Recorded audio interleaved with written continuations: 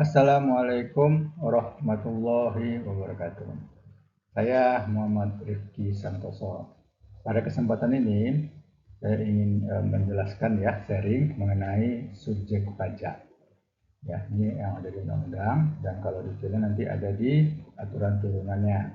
Nah, saya sini membahas secara undang-undang saja, ya. Oke. Nah, subjek pajak itu ada empat, ya. Pertama adalah subjek pajak orang pribadi. Nah, orang pribadi ini bisa sebagai subjek pajak dalam negeri dan bisa sebagai subjek pajak luar negeri. Ya, itu kita jelaskan apa kriterianya masing-masing. Pertama, ya. Yang kedua adalah warisan yang belum dibagi. Nah, apa pengertian warisan belum dibagi? Nanti kita jelaskan ya, share. Nah, ini kalau warisan belum dibagi, ini hanya berstatus subjek pajak dalam negeri saja, ya. Yang ketiga adalah badan usaha atau badan, ya.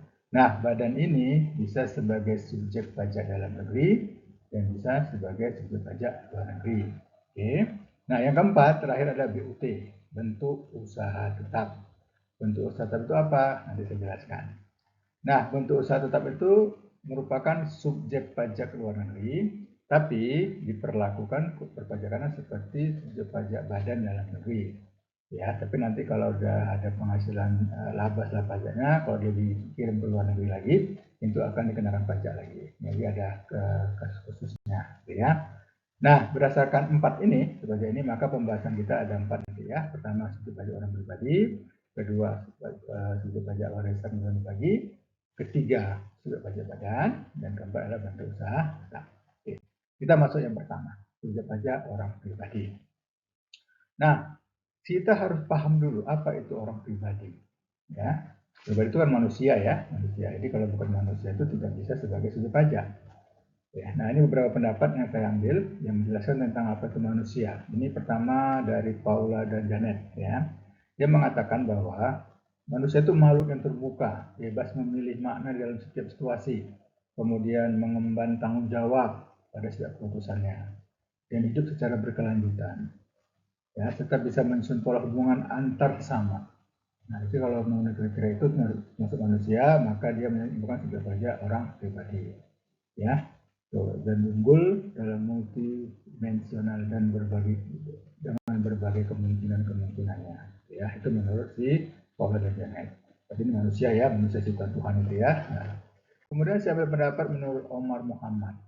Ya, Omar Muhammad ini mengatakan manusia itu makhluk yang mampu berpikir, gitu ya. Nah, kemudian dia terdiri dari 3 dimensi. Pertama adalah badannya, kedua ada ruhnya, dan ketiga mempunyai akal, mampu berpikir. Ya, nah kalau ke depan misalnya nanti ada diciptakan robot ya dengan artificial intelligence misalnya gitu, memenuhi semuanya, tapi roh, nah nggak bisa kan karena pengetahuan manusia tentang roh itu sedikit, ya. Jadi akan tertutup kemungkinan nanti kalau ada robot ya buatan manusia gitu, itu kemudian bukan merupakan subjek pajak pribadi. Kemudian saya juga ambil pendapat dari Martin Luther. Ya, dia mengatakan manusia itu atau individu itu ya terdiri dari kata individu, satu terkecil yang dapat dibagi lagi. Itu berarti satuan dari masyarakat ya, masyarakat keseluruhan dibagi-bagi. Ada masyarakat negara, nasional, ya, dunia nasional, ada suku, gitu bagilah. Individu itulah terbagi lagi. Itulah yang manusia, individu menurut Martin Luther ini. Dan dia cipta Tuhan, ya. Dan dia punya kelengkapan seperti raga, rasa, rasio dan ruh. Nah, itu manusia lah ya, Tuhan ada ruh gitu ya, punya rasa. Nah, kalau robot kan kadang-kadang nggak punya rasa gitu ya, nah, dipukul dia nggak bisa sakit gitu ya. Oke, nah ini saya ambil juga yang terakhir dari kamus ya, yang terkenal ya, kamus Eckhart dan Sadili ya, ini kamus Inggris Indonesia Inggris terkenal ya, yang sering dipakai gitu ya. Nah, ini katakan bahwa individu merupakan kata benda yang berarti orang, perseorangan, oknum. Nah, gitu ya. Kata individu merupakan sebutan untuk menyatakan suatu kesatuan yang paling kecil dan terbatas. Nah, jadi dalam konteks ini bahwa manusia itu yang mempunyai roh, ya, punya rasa, lebih dari darah, daging. Ya. Nah, itulah manusia. Nah, itu menjadi subjek pajak. Ya, itu pengertian individu, orang perseorangan manusia ya. Subjek pajak orang. Nah, subjek pajak orang pribadi ini dibagi dua. Ya, seperti dijelaskan tadi di depan, ada subjek pajak orang pribadi dalam negeri, dan ada subjek pajak orang pribadi luar negeri, ya. Nah, pertama kita masuk pengertian berundang-undang PPH adalah subjek pajak orang pribadi dalam negeri. Nah, apa kriterianya? Ya, pertama dia bertempat tinggal di Indonesia. Nah, kalau misalnya ada orang pribadi, WNA maupun WNI, ya, bertempat tinggal di Indonesia, nah langsung dia menunjukkan subjek pajak dalam negeri. Ya. Nah, udah memenuhi syarat ini udah, yang lain nggak usah lihat lagi. Tapi kalau ternyata bertempat tinggal tidak memenuhi syarat, baru kita lihat yang kedua. Ya, berada di Indonesia lebih dari 183 hari dalam jangka waktu 12 bulan. Nah, memenuhi kriteria ini baru kita bisa disebutkan subjek pajak dalam negeri. Masalah yang ketiga, lihat dulu nih. Oke, pertama terpenuhi enggak, lihat kedua terpenuhi enggak. Nah, pengertian satu hari itu enggak mesti 24 jam ya. Jadi kalau misalnya baru datang nih, sore ini misalnya. Nah, udah dihitung satu hari. Gitu ya. Dalam 12 bulan, nah kadang-kadang udah bolak-balik kan, jadi nggak harus berurutan, bolak-balik, nah, udah sampai 3 hari lebih, maka sudah pajak dalam negeri. Ya. Yang ketiga adalah dia ada di Indonesia dan mempunyai niat untuk bertempat tinggal di Indonesia. Jadi tidak harus kita hitung 1 sampai 3 hari. Ada niatnya, langsung menjadi sudah pajak dalam negeri. Nah, bagaimana kita melihat niatnya? Kalau ditanya, kamu niat nggak tinggal di Indonesia? Nah, enggak ya, nggak harus begitu. Jadi kita lihat aja, kalau dia misalnya punya kontrak kerja, ya datang ke Indonesia, ada kontrak kerja di perusahaan 2 tahun misalnya gitu. Nah, berarti kan udah niat kerja, karena dia ada kontrak kerjanya. Atau misalnya dia datang ke Indonesia dan kemudian mencari rumah untuk disewa selama 2 tahun, 3 tahun misalnya gitu. Berarti ada niatnya. Ya. Nah, kalau udah memenuhi itu baru menjadi sudah pajak dalam negeri. Dengan catatan yang pertama yang kedua tadi terpenuhi. Ketiga baru ya. Tapi kalau pertama udah penuhi, yang kedua ketiga tadi nggak usah kita tes lagi, cukup pertama saja. Kalau terpenuhi maka menjadi subjek pajak dalam negeri. Nah, kemudian yang subjek pajak luar negeri gimana? Nah, selain itu, ya, berarti pertama adalah orang pribadi yang tidak bertempat tinggal di Indonesia. Nah, tidak bertempat tinggal tidak subjek pajak luar negeri. Kedua, WNA yang berada di Indonesia, ya, tapi dia tidak lebih dari 1,3 hari dalam 12 bulan. Nah, dia dari Indonesia, gitu kan? Nah, ada bolak balik lah gitu ya. Tapi dihitung dalam 12 bulan tidak lebih dari 183 hari. Jadi dia tidak maka dia merupakan subjek pajak luar negeri. Nah, keterangan lebih lanjut ada di Peraturan Menteri Keuangan nomor 18 tahun 2021. Ya. Nah, kemudian subjek pajak luar negeri yang lain adalah WNI. Nah, gimana WNI? Kan sering tanya ke Pak, tenaga kerja Indonesia TKI luar negeri itu subjek pajak dalam negeri atau luar negeri? Nah, kita lihat di kriteria yang C ini, ya, yang 3 ini C. Nah, kalau warga negara Indonesia berada di luar negeri lebih dari 183 hari dalam 12 bulan, dan dia memenuhi sebagai berikut. Nah, ada syaratnya ya. Pertama, tempat tinggal di luar negeri. Udah memenuhi syarat, udah berarti sebagai luar negeri. Ya kan, tempat tinggal sana, dia tinggal di situ kan, dan melaksanakan kegiatan utamanya di situ, di negara itu, ya. Dia tinggal di situ dan punya tempat kegiatan utama, berarti dia sebagai luar negeri. Dan kemudian menjalankan kebiasaannya, ya, kebiasaannya bagaimana berkumpul sama keluarganya, aktivitas sehari-hari di sana di luar negeri, berarti sudah pajak luar negeri. Nah, kalau TKI tadi, ya kita lihat menurut syarat ini enggak, oh iya di sana ada kontraknya bekerja di majikannya, ya kan, berarti kan tinggal di sana lebih dari 3 hari. Ada kegiatan utamanya, ada kegiatannya kerja di sana, aktivitas sehari-hari sana. Maka TKI, ya, yang dia berada di luar negeri, maka menurut kriteria ini, ya, maka dia maka sudah pajak luar negeri. Indonesia berhak memajakinya enggak? Sebenarnya itu kan. Nah, kalau dia sebagai subjek pajak luar negeri, ya, maka Indonesia nggak bisa memajakinya kecuali penghasilan dari Indonesia ada. Nah, kalau seandainya TKI tadi penghasilan di luar negeri semua, tidak ada penghasilan dari Indonesia, maka Indonesia tidak berhak memajakinya. Oke. Kemudian yang berikutnya, kalau yang di atas tadi nggak terpenuhi, baru cek berikutnya. Nah, bagaimana status subjek pajaknya? Apakah dari sana terpenuhi atau dari luar negeri nggak? Nggak, masih Indonesia, misalnya gitu kan. Dia tempat tinggalnya nggak tahu di mana gitu, atau di Indonesia tempat tinggalnya, ya, tapi dia luar negeri lebih dari 3 hari. Kegiatan utamanya nggak jelas di mana, misalnya gitu kan. Nah, lihat status subjek pajaknya. Ya, nah, status subjek pajak itu ketahuan, oh ternyata dia di dalam Indonesia, dalam negeri, makanya subjek pajak dalam negeri. Atau ada persyaratan-persyaratan lainnya. Nah, itu ada di ketentuan Peraturan Menteri Keuangan. Ya, persyaratan lainnya misalnya dilihat di paspornya, gitu ya, di mana dia terbit paspornya, misalnya nggak di daerah mana, gitu ya. Ada macam-macam gitu, tapi lihat aja di situ, ya, peraturan lebih lanjut. Tapi yang jelas secara umum, WNI, ya, yang berada di luar negeri lebih 1 atau 3 hari, dia tempat tinggalnya, aktivitas utamanya, kebiasaan di mana. luar negeri, berarti dia sudah pajak luar negeri. Kan ada sekarang nih banyak para orang pribadi yang pengusaha-pengusaha itu ya, yang sering berpergian ke luar negeri, bisnis segala macam. Ternyata dihitung penghasilan dari luar negeri lebih dari 3 hari. Ya, kan bisnis itu berjalan bisnis, tapi lebih 83 dalam 12 bulan. Dilihat, begitu utama di mana, tempat tinggal di mana, tempat tinggal di Indonesia. Ya kan? Nah, usahanya bisnis di Indonesia, nah, berarti dia masih tetap wajib pajak dalam negeri. Ya, oke. Lanjut. Nah, sekarang yang kedua, subjek pajak warisan belum terbagi. Apa itu? Nah, sebelum sampai di sini saya jelaskan dulu ya. Ini kenapa bisa terjadi warisan belum terbagi? Misalnya gini, ada Tuan Ahmad, ya dia punya usaha kafe misalnya gitu kan, ada kafenya jalan bagus, terus serangan jantung meninggal, gitu ya, meninggal karena capek gitu ya, meninggal. Nah, kemudian kafe masih rame nih, rame jalan gitu ya. Nah, ahli waris sepakat, ini kafe ini jangan kita bubarin, tetap jalan atas nama kafe Tuan Ahmad aja. Terus terkenal nih di mana-mana kan, udah rame.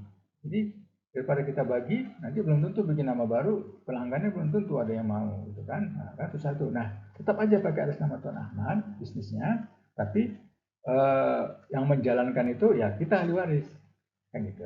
Nah, itulah namanya warisan berbagi. Jadi warisan berpajakan itu mengikuti status si pewaris, ya. Tapi yang berhak mengurus hasilnya ke ahli waris. Ya, jadi gini, warisan berbagi itu sebagai satu kesatuan merupakan subjek pengganti. Ini menggantikan si Ahmad tadi. Nah, Ahmad tadi apa? Supaya sebagai orang pribadi kan si Ahmad dalam negeri kan, ya. Nah, maka murah subjek pajak orang pribadi dalam negeri. Maka tadi saya bilang warisan berbagi itu tidak ada yang luar negeri, ya dalam negeri. Karena si Ahmadnya sudah pajak dalam negeri. Ya, mengganti mereka yang berhak ahli waris. Ya, jadi yang berhak itu siapa atas warisan itu ahli waris, tapi mengganti sebagai subjek pengganti si Ahmad. Ya, oke. Nah, penunjukannya sebagai subjek pajak mengganti maksudnya atas penghasilan tersebut, ya atas warisan tadi, kafe tadi itu. Nah, itu kena pajak juga, karena terus berjalan. Nah, dikenakan pajak kepada si Ahmadnya. Nanti udah ada penghasilan yang udah dikurangi pajak, kabar ke ahli waris tuh. Nah, makanya yang terima ahli waris itu kena pajak lagi karena merupakan warisan, gitu ya. Jangan kata dia kafe, kan? Jalankan. Nah, ini jalan kafe itu bisa 3 kemungkinan ya. Pertama, salah satu orang ahli waris. Kedua, pegawai yang ditunjuk. Ketiga, pihak ketiga yang ditunjuk, gitu ya. Nah, kalau misalnya si Ahmad tadi ya, kafe tetap jalan, ditunjuklah salah seorang ahli warisnya, gitu, misalnya. Jalan. Nah, kemudian hitunglah biaya-biayanya kan. Nah, apakah perlu dikasih biaya ke ahli waris itu tergantung kesepakatan ya. Dapat hitung biayanya, misalnya dapatlah penghasilan kena pajaknya 100, bersihnya masing-masing 100 ya kan. Dipotong pajak lah, anak pajak potong misalnya 30% lah misalnya ya. Jadi 70 lah sisanya. Nah, 70 ini dibagi kepada ahli waris. Gitu ya. Nah, yang 70 itu tidak kena pajak lagi, karena merupakan warisan. Nah, kalau warisan menunggu pajak tuh. Tapi dikenalnya sekali saja di kafenya tadi itu, ya. Itu warisan yang belum terbagi. Nah, kemudian kalau yang seandainya si Ahmad tadi bukan subjek pajak dalam negeri, tunggu dulu nih. Warisan terbagi yang diberikan oleh orang berbagi subjek dalam negeri sangat sebagai subjek dalam negeri. Oke. Jadi kalau Ahmad itu dalam negeri, maka dia menjadi subjek pajak dalam negeri. Ya, tergantung si status si pewaris. Ya, nah ini pertanyaannya, kalau misalnya bukan luar negeri ya, ini tadi dijelaskan ya bahwa wajib pajak diganti oleh ahli warisnya, kemudian ahli waris itu dibagi apabila warisan tadi sudah dibagi itu makanya tidak ada maka bubar ya, bubar. Nah ini berikutnya yang tadi, kalau misalnya pajak luar negeri yang ditanya tadi ya, bagaimana kalau pewaris tadi si Ahmad tadi misalnya itu subjek pajak luar negeri. Nah, itu statusnya subjek pajak dalam negeri atau enggak? Ya, maka tidak ada sebagai subjek pajak luar negeri yang warisan belum dibagi, tidak ada. Ya, karena dia menjalankan bukan menjalankan melalui BUT ya. Kalau melalui BUT-nya dia subjek pajak. Gitu. Kan bisa jadi gini, subjek pajak luar negeri punya kafe, ya bisa dijalankan langsung oleh si Ahmad tadi. Kalau misalnya Ahmad subjek luar negeri ya, subjek pajak luar negeri dijalankan langsung oleh si Ahmad, atau dia melalui BUT, ada bentuk usaha tetapnya, gitu ya. Nah, kalau tidak ada melalui BUT, si Ahmadnya langsung, gitu ya. Nah, si Ahmadnya meninggal itu bukan subjek pajak dalam negeri, ya. Jadi menjadi subjek pajak dalam negeri, ya. Kenapa? Karena mengikuti objeknya ada di Indonesia, kafenya ada di Indonesia, gitu. Ya, jadi itu tadi alasannya kenapa warisan belum dibagi itu tidak ada subjek pajak di luar negeri. Ya karena saja mengikuti objeknya, ya itu alasan tadi. Jadi kalau misalnya Pak, bagaimana kalau saya tadi itu posisinya si Ahmad tadi bukan subjek pajak dalam negeri, dia meninggal. Nah, tetap jalan nih oleh ahli warisnya. Nah, maka yang jadikan subjek dalam negeri jadikan aja BUT, ya kan? BUT bukan jadi warisan dibagi lagi, jadi BUT sehingga itu merupakan bentuk tetap oleh ahli warisnya yang mendapat penghasilan dari Indonesia melalui BUT tadi. Ya, oke. Nah, kemudian kita masuk ke subjek pajak yang ketiga, itu subjek pajak badan. Nah, apa itu badan? Nah, itu ya. Badan adalah sekumpulan orang dan atau modal yang merupakan kesatuan, baik yang melakukan usaha maupun yang tidak melakukan usaha. Ya kan? Jadi harus ada ini, ada ikatannya ya. Ikatannya. Jadi Pak, kalau misalnya orang ngumpul-ngumpul di pos kambling itu badan usaha enggak? Enggak, karena ada ikatannya. Apa mengikat mereka seperti itu? Ada badan hukumnya enggak? Jadi di sini harus ada badan hukumnya ya, harus diikat. Ya, ada akte notarisnya misalnya gitu ya. Nah, itu apa saja bentuknya ya. Nah, ini bisa perseroan terbatas, bisa perseroan komunitas ya, bisa perseroan lainnya namanya terserah lah. Badan usaha milik negara, BUMN, apapun namanya. Ya.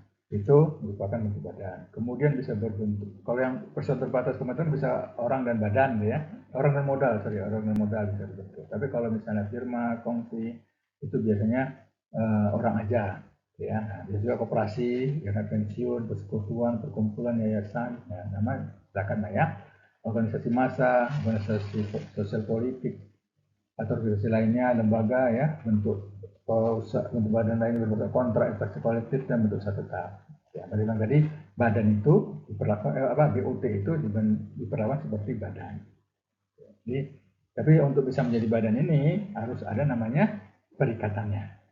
Nah, kalau kumpul-kumpul di pos kambling itu enggak, ya ada ikatannya. Pertanyaan lagi adalah bagaimana ibu-ibu warisan ya? Kumpulan ibu-ibu warisan, ada ikatannya enggak?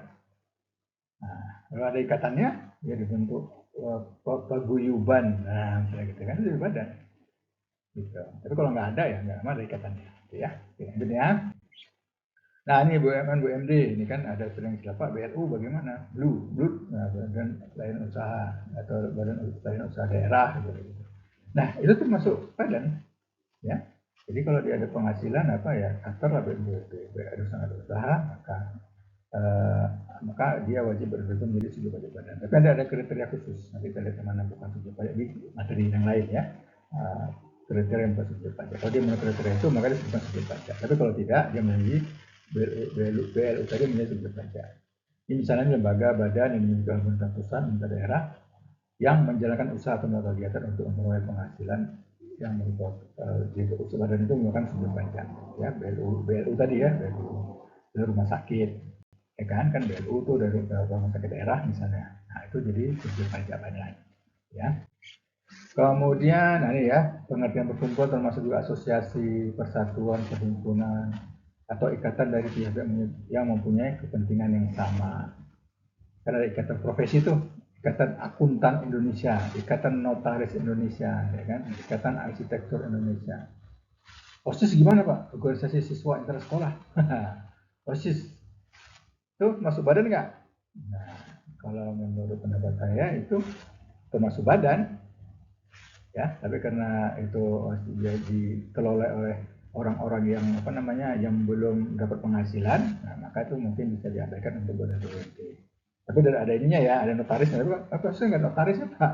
Yang ada di persetujuan sekolah, kalau itu nggak ada. Kecuali kalau itu notaris kan ya, notaris kan ada ikatan itu masuk. Ya, tapi kalau nggak ada itu bukan subjek dari badan. Jadi ya. Oke, kemudian badan itu ada subjek pajak dalam negeri, ada subjek pajak luar negeri, gitu ya.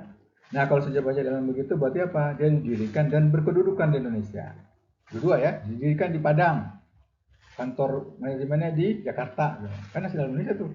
Nah, itu subjek dalam negeri. Tapi kalau dia tidak didirikan dan tidak berkedudukan di Indonesia, subjek pajak dalam negeri. Ya, misalnya apa? Didirikan di Medan, ternyata manajemennya ada di Singapura. Itu kebalikannya, didirikan Singapura, manajemennya di Sumatera Utara, di Medan. Nah, itu bukan subjek pajak dalam negeri, tapi luar negeri. Ya, nah tinggal lihat nanti apakah BUT atau tidak.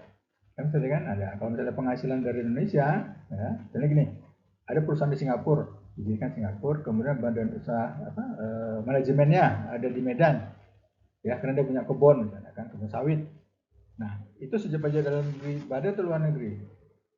Nah, ya kan, kalau dari sini berarti dia bisa menjadi BUT, ya kan, subjek pajak luar negeri yang mempunyai penghasilan dari Indonesia melalui tempat kedudukan manajemen. Nah, itu lagi pajaknya, ya. Jadi dia bukan merupakan subjek pajak badan dalam negeri tapi BUT, ya. Kalau kebalikannya Pak, ya, pendidikan di Medan, ya kan, nah, manajemen di Singapura. Nah, gimana tuh badan atau luar negeri? Nah, dia penghasilan dari mana? Penghasilan dari mana? Di Indonesia atau di Singapura? Kalau penghasilan dari Singapura, berarti sudah pajak luar negeri. Itu kan? Karena dia tidak ada penghasilan di Indonesia. Ya, kalau dia penghasilan di Indonesia, nah itu ada BUT tadi, ya. Dia ada BUT di Indonesia, dia ada kantornya nggak Indonesia? Kalau nggak ada, ya udah berarti bukan sudah pajak dari Indonesia. Ya. Jadi kan misalnya didirikan di Indonesia, di Medan, terus kedudukan manajemen di Singapura, semua aktivitas di Singapura, penghasilan Singapura segala macam, berarti itu bukan subjek pajak Indonesia. Bukan subjek pajak dari Indonesia, bukan subjek pajak luar negeri, bukan subjek pajak dalam negeri, karena tidak ada penghasilan dari Indonesia. Ya, jadi subjek pajak luar negeri itu bisa menjadi subjek pajak kalau dia ada penghasilan dari Indonesia. Kalau tidak ada penghasilan, bukan subjek pajak. Ya, misalnya ada turis nih datang ke Indonesia jalan-jalan keliling-keliling gitu kan, ya, tidak lebih dari 1-3 hari dalam 12 bulan. Sudah pajak nggak?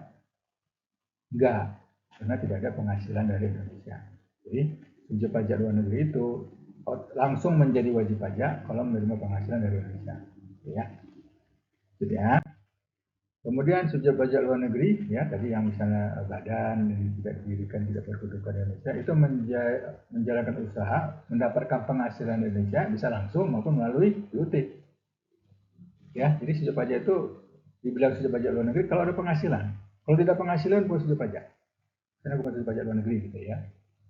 So, dia bisa melalui BUT, ada cabang-cabang BUT. Apa itu BUT? Salah satu antara itu adalah cabang. Nah, cabang Indonesia melalui cabang itu lalu penghasilan. Atau dia langsung mendapatkan penghasilan dari Indonesia tanpa melalui BUT. Ya. Nah, ini contohnya nih saya gambarkan. Ya. Jadi ada subjek pajak luar negeri, dia mendapat penghasilan langsung ke ininya dari dalam negeri atau dia melalui bentuk usaha tetapnya.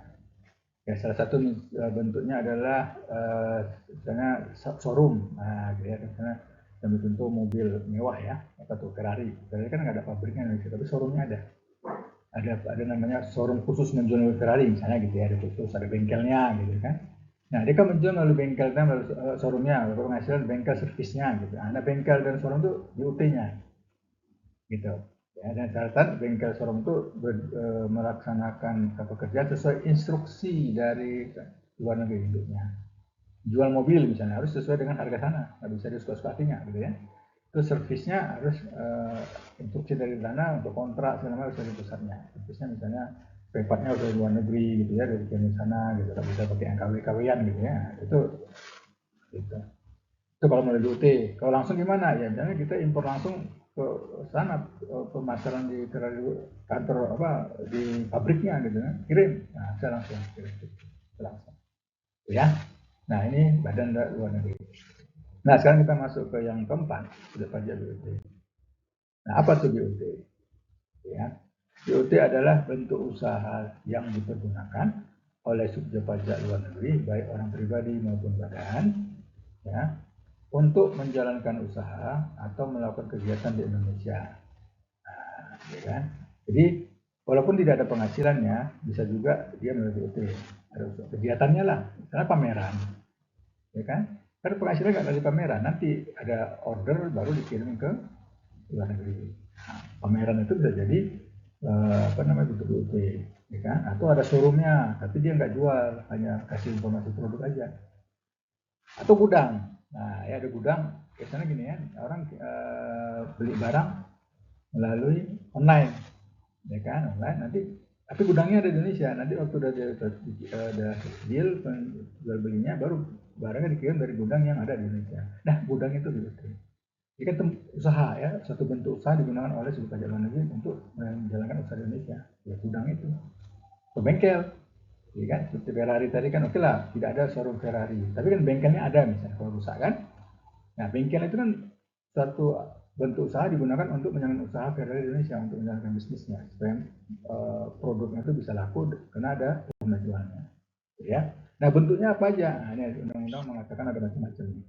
Misalnya tempat kedudukan manajemen, ya manajemennya di sini aktivitas, atau cabang perusahaan, misalnya, atau kantor perwakilan, ya, gedung kantor, ada gedung kantornya di sini, ya, atau aktivitasnya, atau pabriknya, bengkel, gudang, gitu ya. Nah, jadi dengan ada bengkel, gudang, jadi orang mau membeli produknya.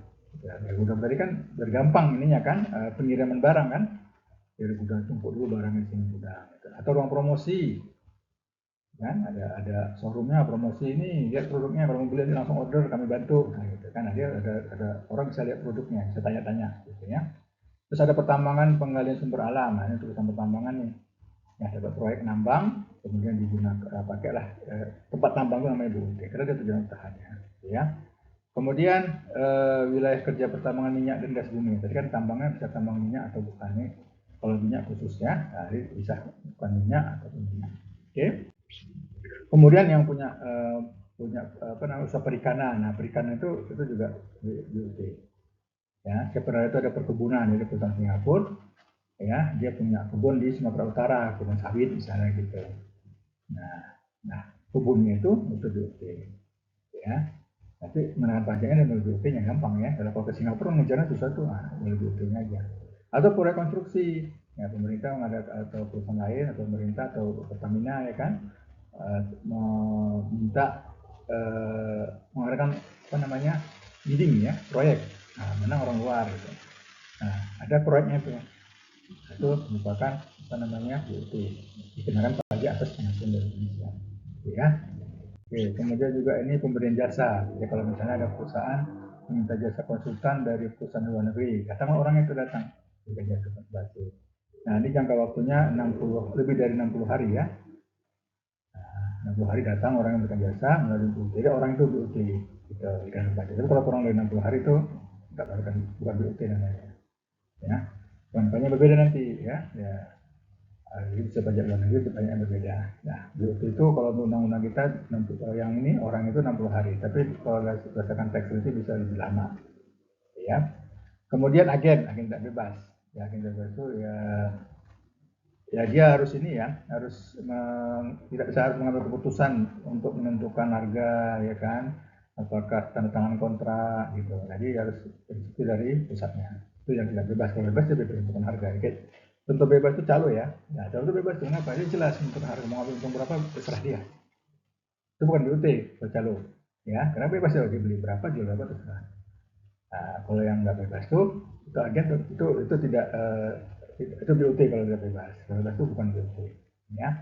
Oke, kemudian agen atau pegawai di perusahaan asuransi yang tidak didirikan dan tidak bertempat kedudukan di Indonesia. Jadi ada perusahaan asuransi jual polis di Indonesia, nah itu kan tidak bebas. Kenapa? Kan jelas-jelas tuh kan. Berapa polisnya, yang ini berapa, ya kan, tanggungan berapa, dia sesuai itu. Sesuai dengan yang ada di perusahaan asuransi. Nah, itu tidak bebas kan? Nah, itu BUT. Ya. Atau komputer, ya, atau agen elektronik, atau peralatan otomatis, nah, ini seperti server atau apa gitu ya. Nah, itu bisa, alat aja bisa sebagai BUT.